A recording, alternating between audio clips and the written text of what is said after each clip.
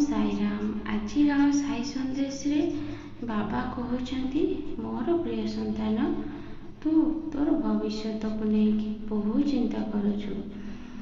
ତୁ ସବୁବେଳେ ବର୍ତ୍ତମାନ କଥା ଚିନ୍ତା କରୁନୁ, ଭବିଷ୍ୟତ କଥା ଚିନ୍ତା କରୁଛୁ। ଭବିଷ୍ୟତରେ ମୁଁ କେମିତି ଖୁସିରେ ଆଉ ଭଲରେ ରହିବି। ସନ୍ତାନ, ମଣିଷ ଜୀବନରେ ଗୋଟେ ସମୟ ବହୁତ ମୂଲ୍ୟବାନ। ତୁ ବର୍ତ୍ତମାନ କଥା ଭାବେ, ଭବିଷ୍ୟତ କଥା ଚିନ୍ତା କରନି। ତୁ ବର୍ତ୍ତମାନକୁ ଯଦି ସୁନ୍ଦର କରିପାରିବୁ, ତାହେଲେ ତୋର ଭବିଷ୍ୟତ ଆପେ ସୁନ୍ଦର ହେଇଯିବ। ତୁ ବର୍ତ୍ତମାନକୁ ନେଇକି ବଞ୍ଚ, ଆଉ ଯାହା ସବୁ କାର୍ଯ୍ୟ କରୁଛୁ ମନ ଲଗେଇକି କର। ତୋର ବର୍ତ୍ତମାନ ବି ସୁନ୍ଦର ହେବା ଦରକାର, ଖାଲି ଭବିଷ୍ୟତ ସୁନ୍ଦର ହେଲେ ଚଳିବନି ସନ୍ତାନ। ବର୍ତ୍ତମାନ ତୁ କେତେ ଭଲ କରୁଛୁ ଆଉ କେତେ ଖରାପ କରୁଛୁ, ସେଇଟା ତ ବାବା ସବୁ ଜାଣିଛି। ତୁ ମୋ ପାଖରେ ବସୁଛୁ, ମନ କଥା ସବୁ କହିକି କାନ୍ଦୁଛୁ, ପୁଣି ମୋ ପାଖରୁ ଉଠିକି ଯାଉଛୁ, ସାଙ୍ଗସାଥୀଙ୍କ ପାଖରେ ବସିକି ମୋ ବିଷୟରେ ମଜା ଥଟ୍ଟା କରୁଛୁ। ମୁଁ ସବୁ ଦେଖିପାରୁଛି ସନ୍ତାନ। ମନ ଭିତରେ ତୁ ଭାବୁଛୁ, ଏ ବାବା କ'ଣ ସତରେ ଭଗବାନ? ଏ ବାବା ହେଉଛନ୍ତି ଜଣେ ମୁସଲମାନ। ଇଏ ମୋତେ କ'ଣ ବାଟ ଦେଖେଇବେ? ଏଇସବୁ କଥା ସାଙ୍ଗସାଥୀଙ୍କ ସାମ୍ନାରେ କହିକି ବହୁତ ଥଟ୍ଟା କରୁଛୁ। ମୁଁ କେବେ ମୋ ନିଜକୁ ଭଗବାନ ବୋଲି କହିନି ସନ୍ତାନ। ମୁଁ ତ ସବୁବେଳେ ଆଲ୍ଲାହକୁ ଡାକେ, ଆଉ ମୋ ସନ୍ତାନମାନଙ୍କର ମଙ୍ଗଳ ପାଇଁ ତାଙ୍କୁ ପ୍ରାର୍ଥନା କରେ।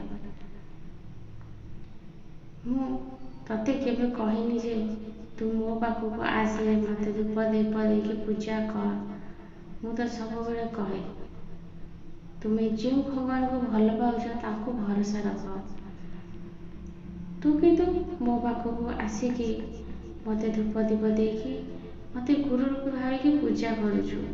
ମୁଁ କିନ୍ତୁ ଜାଣିଛି ମୋ ପ୍ରତି ତୋ ମନରେ କୌଣସି ଭଲ ପାଇବା ନାହିଁ। ତା ସତ୍ତ୍ୱେ ବି ମୁଁ ତୋ ଉପରେ ଅଭିମାନ କରୁନି। ତୋର ସମୟ ପରିସ୍ଥିତି ବହୁତ ଖରାପ ଚାଲିଛି, ତାପରେ ବି ତୋର କୌଣସି କଥାରେ କିଛି ମୁଣ୍ଡ ପୁରେଇବାର ନାହିଁ। ତୋ ପରିବାର କଥା ତୁ ଟିକେ ବି ଚିନ୍ତା କରୁନୁ। ତୋ ପରିବାର କେମିତି ଭରଣ ପୋଷଣ ହେବ, ପରିବାର କେମିତି ଖୁସିରେ ରହିବେ, ତୁ କୌଣସି କଥା ମୁଣ୍ଡ ପୁରଉନୁ। ସବୁବେଳେ ନିଜ ସ୍ତ୍ରୀ କି କଷ୍ଟ ଦେଉଛୁ, ବହୁତ ଗାଳି କରୁଛୁ, କିଛି ବି ବୁଝୁନୁ। ଏସବୁ କଥା ଠିକ୍ ନୁହେଁ ସନ୍ତାନ। ଘରର ସ୍ତ୍ରୀ ହେଉଛି ଲକ୍ଷ୍ମୀ।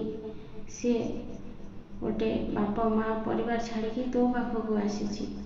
ତୁ କିନ୍ତୁ ତାକୁ ଏତେ ଦୁଃଖ ଦେଉଛୁ, ଏତେ ଯନ୍ତ୍ରଣା ଦେଉଛୁ। ଏବେ ସମୟ ଅଛି ସନ୍ତାନ, ବଦଳି ଯା। ତୁ ନିଜେ କର୍ମ କର, ଦି ପଇସା ଇନକମ୍ କର, ନିଜ ପରିବାରର ଭରଣ ପୋଷଣ କର। ସେଥିରେ ମୁଁ ବହୁତ ଖୁସି ହେବି। ଆଉ ତୁ ଯେଉଁ ଭଗବାନଙ୍କୁ ଭଲ ପାଉଛୁ, ସିଏ ବି ବହୁତ ଖୁସି ହେବ। ଏବେ ବି ସମୟ ଅଛି, ତୁ ନିଜକୁ ବଦଳେଇ ଦେ। ମୁଁ ତୋ ପାଖରୁ କିଛି ବି ଆଶା କରୁନି ସନ୍ତାନ। ଆଜିଠୁ ମୋତେ କଥା ଦେ, ତୋର ସ୍ତ୍ରୀକୁ ତୁ ଭଲରେ ରଖିବୁ, ଖୁସିରେ ରଖିବୁ। ତା ଆଖିରେ କେବେ ବି ଲୁହ ଦେବୁନି, ଆଉ ନିଜର ଛୁଆର ଦାୟିତ୍ୱ ନେବୁ। ତାହେଲେ ଯାଇକି ତୋର ହସ ଖୁସିର ସଂସାର ସ୍ୱର୍ଗ ପରି ଲାଗିବ। ଚିନ୍ତା କରନି, ମୁଁ ତ ସାଙ୍ଗରେ ଅଛି, ସବୁ ଠିକ୍ ହେଇଯିବ।